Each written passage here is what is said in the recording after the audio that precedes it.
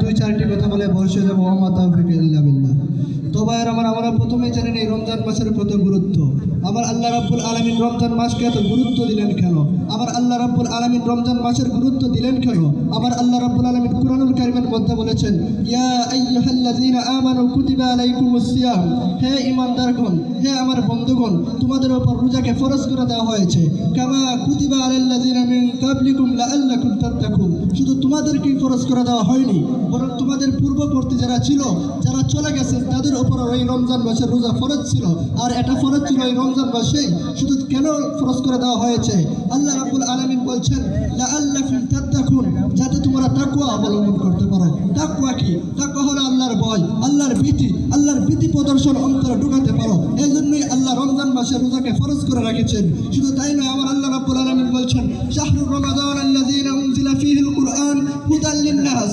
আমার আল্লাহ রাব্বুল আলামিন বলেন, হে ঈমানদারগণ, আমি রমজান মাসের মধ্যে কুরআনকে নাযিল করেছি। এই কুরআনকে রমজান মাসে কেন নাযিল করেছেন?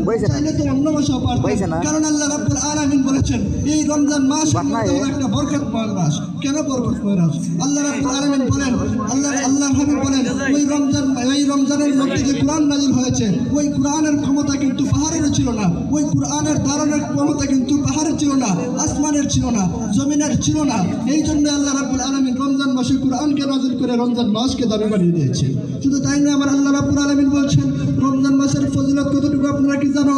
আল্লাহ রাসূল বলছেন, মান সামা রমাদান ঈমানান ওয়া ইহতিসাবান গুফিরা লাহু মা তাকদ্দামা মিন যানবিহি।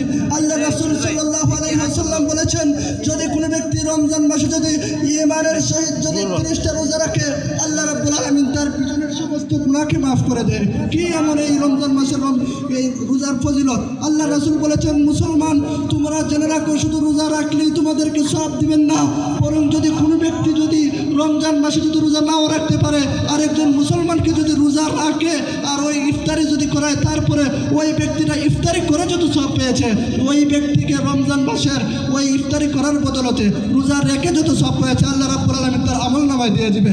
আমার আল্লাহ রাব্বুল আলামিন বলছেন, ও আমার সাহাবায়ে কেরাম, ওই রমজান মাসের মধ্যে এমন একটি মাস, এমন একটি রাত রয়েছে যে রাতটা 1000 রাতের চেয়ে উত্তম, লক্ষ রাতের চেয়ে উত্তম।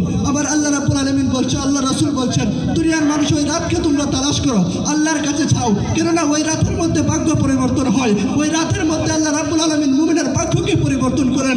ভাইয়েরা আমার, আসুন আমরা রমজান মাস সামনে আল্লাহ রাব্বুল আলামিন এবং আল্লাহ রাসূলের দিক নির্দেশনা অনুযায়ী ওই রাতটাকে খুঁজি, যাতে আল্লাহ রাব্বুল আলামিন আমাদেরকে ওই রাতের উসিলায় আমাদের ভাগ্য এবং দুনিয়াতে হাসানা এবং আখিরাতে হাসানা দান করেন।